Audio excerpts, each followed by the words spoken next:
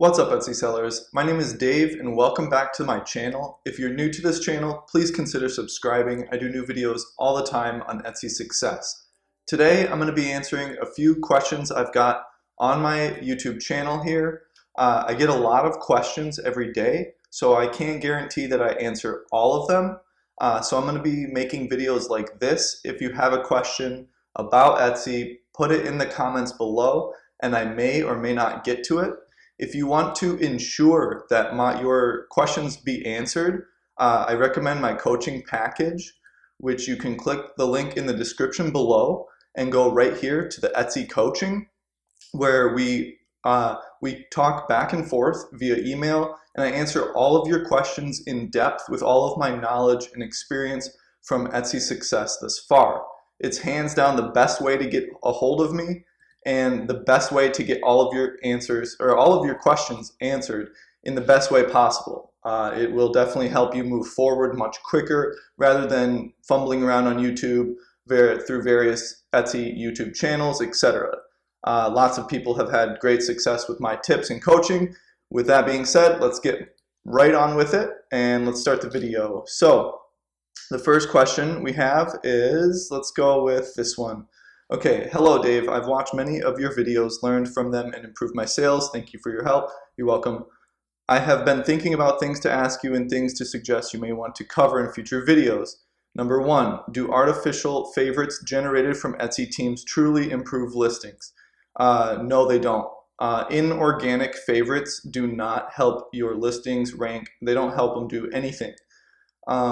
I'm surprised people still do this. I'm not actually sure if people still do this or not, but definitely don't waste your time doing this. If you spend like an hour to even 2 hours a day participating in these favorite groups, that's an hour to 2 hours a day that you could be using on improving your photos, improving your SEO, making new listings, making more products, doing things that will actually get you more traffic and expand your business rather than just goof around with favorites. So if you're on a favorite team right now, I'm surprised these still exist. If they do, stop doing it immediately. I promise you. This was a thing this worked maybe 4 or 5 years ago, I heard. Before I was even on Etsy, that's when it actually worked. But Etsy, they caught on to this. And think about it like this. If you're Etsy and you want to provide a valuable experience for your customers, for the people coming to your website, you want to show them listings that are organically getting popular, organically getting favorites, organically getting sales, views, clicks, etc. You don't want to show them things that are artificially blown up and snowballed, because you could have 1,000 likes or 1,000 favorites on a listing from your favorite team, but it's just a crap product. And the buyer that comes to the website doesn't buy it. So the favorites don't work. The inorganic favorites don't work. Favorites, if somebody's searching through Etsy and they see your product and they favorite it, if anything, that would help it. But artificial favorites generated from Etsy teams do not.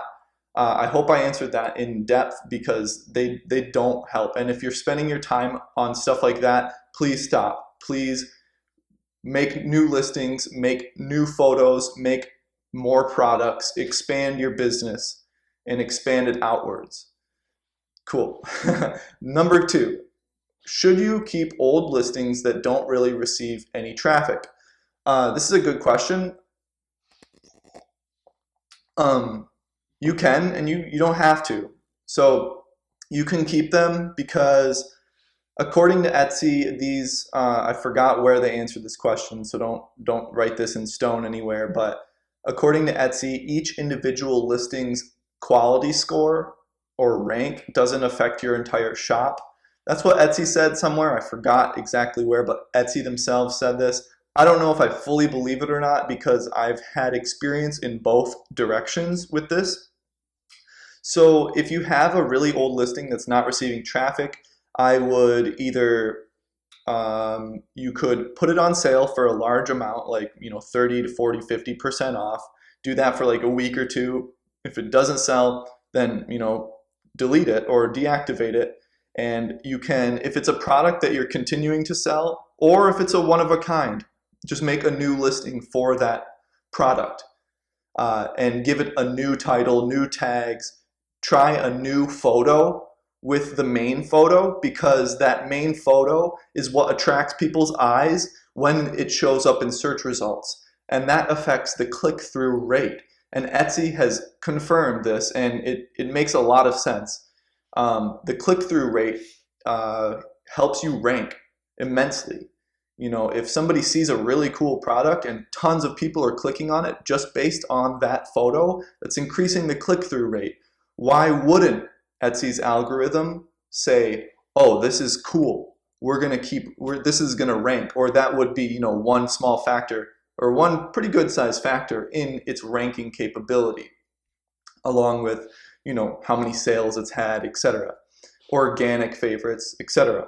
So you can either trash it, but if it's something you still want to sell, like a product line or just one of a kind, just create a new listing for it. So you can do either or. There's lots of things you can do with it. Number 3, I have noticed that offering shipping upgrades really improves sales. This may be obvious, but not necessarily to everybody. That's not a question. Yes, if you have shipping upgrades, that just gives more options to people, and that may help. If somebody comes to your listing and they need it in a week, and you offer fast shipping, then boom, yeah, you made the sale. Number 4, what is your take on watermarks on a main listing picture?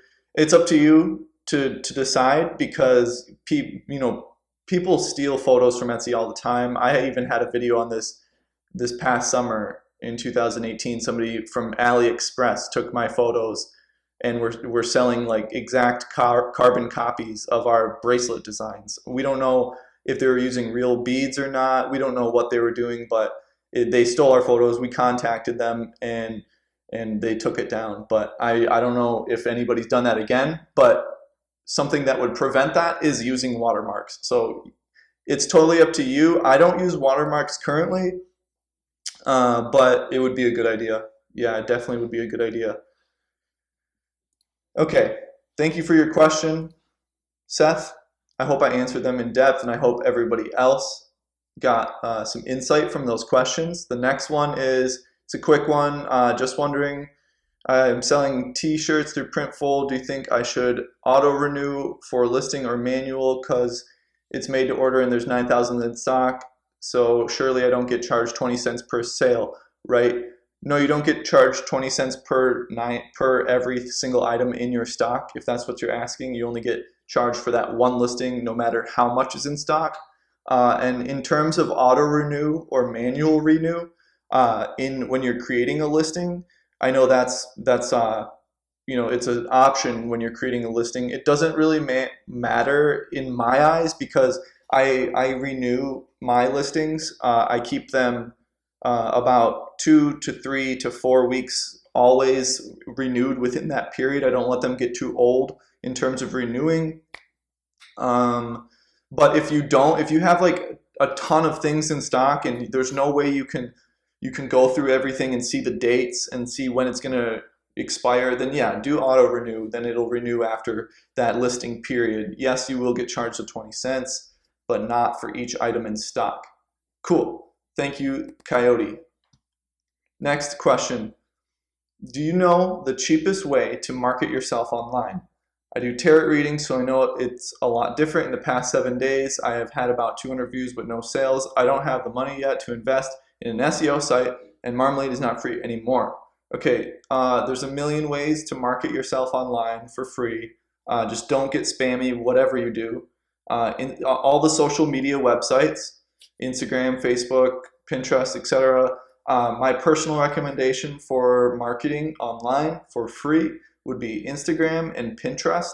Facebook, the free Facebook traffic days are long gone. They're gone, and they're never coming back. They want to sell ads. There's billions of people on Facebook. There's no way they're going to give that free traffic out like they used to. I remember, like 6, 7, maybe like 10 years ago or something. Like if you had a business or even a band or something like that, it was super easy to get likes on your page, and you would have, whenever you made a post, tons of people would see it, etc. That's not the case anymore. Instagram is better, though they're moving towards that same really airtight algorithm where it has to be like an extremely popular post to get views and stuff, but it's still better than Facebook. So I recommend Instagram. Pinterest is super legit because the posts stay around forever, and I'm sure a lot of you guys use Pinterest. Currently watching this, I don't use Pinterest a lot. We do have one, and it's something that we want to move into further. So I would recommend those two things. Or yeah, Instagram and Pinterest. And like, you could make cool infographics if you do tarot readings. You could make cool infographics about cards in your deck and stuff like that. So next question, thank you very much, Romantic Shadow S. Nicole says, hi Dave, do you have any suggestions for one-of-a-kind items and promoting? Right now I am trying to feel out my audience to find those top 10 products I can make my signature collection. Then maybe I can make more of the same. It is my understanding that I am at a big disadvantage if I make one of a kind. I personally think Etsy needs to work on this issue with their algorithms. It is a handmade selling place after all, and I think some buyers like getting one of a kind. Yes, this is definitely true. This is definitely a topic for a ton of different people in terms of the one of a kind thing and trying to rank for one of a kind. And I feel your pain vicariously and from afar, but I don't feel the pain anymore. We have product lines and we do print on demand now as well. But I do have strategy for you and all the one-of-a-kinders out there. Even for vintage, this will work for vintage. This is just an idea. I'm pretty sure this is okay in Etsy's eyes, but don't write it in stone. Don't quote me here. But okay, so here it is. You make a listing. You do good SEO, etc. You just get some good, solid SEO. Do everything really nice, good photos, everything. Okay. Now, when this one-of-a-kind item sells, you keep that listing. There's only one in stock, so it goes out of stock when you sell it. Then you take new photos or you already have the photos ready to go, and then you use those photos and put it on that old listing. Granted, the new item has to match that SEO for the past item, so you couldn't get really specific. You couldn't be like white mug with green text and handle. You'd have to say something, broad, like vintage. Like if you're selling okay, we'll just go with mugs. If you're selling vintage mugs or something, because I actually bought a vintage mug on Etsy once and it was really cool. It was like hand painted from China or something. It was insane. It was so intricate. Anyway, like, so if I was that seller and I wanted to continue, getting a snowball effect on that listing, I would just like write the title along the lines of vintage antique mug, and then go along those lines without the specifics, because 9 times out of 10 people aren't typing in like extremely specific things like your green text and all this stuff. Just keep it broad, and then they'll find what they want within that search result. Not too broad, you find the sweet spot. I'm not saying go so broad, but that's how you would do it. You would take the old photos, put it in that listing that sold, and then you'd continue doing that, because then it would still have the rank and it would still move up if it keeps getting sales. There's still a small disadvantage in that strategy, because the second item might not be as cool as the first item, and the photos may not bring as many clicks and traffic through, so it may not rank as well, but it still has that past sale as history on it. That's one strategy. That's just one strategy for the one-of-a-kind people out there, or vintage people out there. I don't even know if that's allowed, but that's my idea. It's up to you to research if that's allowed. And if it's a gray area in Etsy's policies, go for it. But if not, if they explicitly state against that, then don't do that. You want to run your business in a sustainable way and in a legitimate way. So I hope that answers the question, Nicole. That's my only strategy idea for now. I probably would have more in the future. Anyway, next question. Terry, I think this is a great, this is just a quick little, this is a quick testimonial on my promoted listings strategy. If you haven't seen these videos or gotten the ebook or the cheat sheet, go onto my channel and find the promoted listings playlist or videos and watch them all the way through, because you can definitely get a lot more sales through your promoted listings with my strategy. It's not a specific strategy. I'm just explaining how to do it correctly, and my ebook goes through it in depth. And if you want to pick that one up, it's on my page. I'll put the link in the description. It's right here, promoted listing strategy, and it's worth every single penny. If I had this information before I started, I'd pay up to $200. I would pay gladly $200 knowing what I could do with promoted listings. Next question. So Michael says, this was on a video that I was talking about, I don't remember actually, never mind. I was talking about it to see how many, I was mentioning how many people left, it was about the retargeting emails, and it was about you want to see how many people have put your item in your cart, but if you're logged in, you won't be able to see that. So Michael says, thank you for this information. How can I see how many people left items in their cart? So all you got to do is go to a different browser or log out, and then you can go, I think, just go to a different browser and go to like private mode or something like that. Then go to your Etsy shop, not logged in and as like an anonymous person, and then click on any of your listings, and then on the right hand side it'll show you how many if a significant amount of people have it in their cart. Etsy will tell that to you, because they think you're just a shopper. So they'll say that because that's a psychological factor. If 20 people have this in their cart right now, you'll see that, especially if there's only like 5 in stock, but 20 people have it in their cart, that's a huge psychological factor, and Etsy knows that. So they do that. So they help you out in that aspect, and they say, hey, look, 20 people have it in their cart. You should buy this. So that's how you see how many people have something in your cart.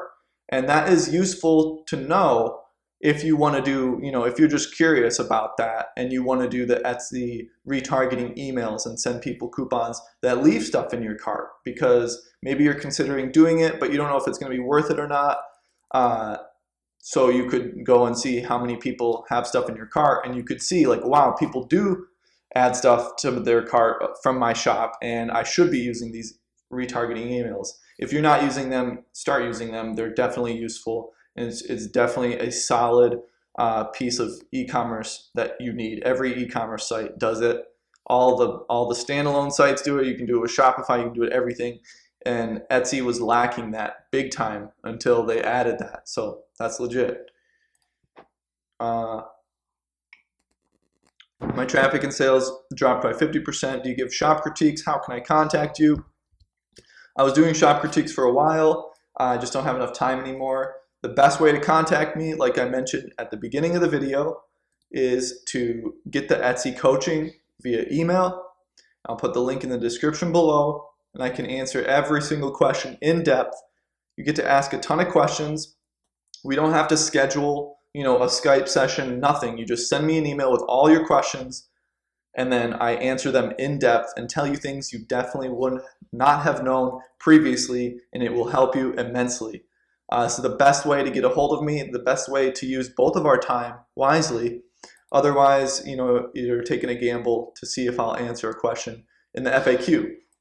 Anyway, that's all the questions today, you guys. I hope you enjoyed the video. Be sure to check the links in the description below for my ebooks, my free cheat sheets, or just other videos that I mentioned in this video. Be sure to subscribe and like. Drop me a comment if you have any questions, and have a nice day, everybody.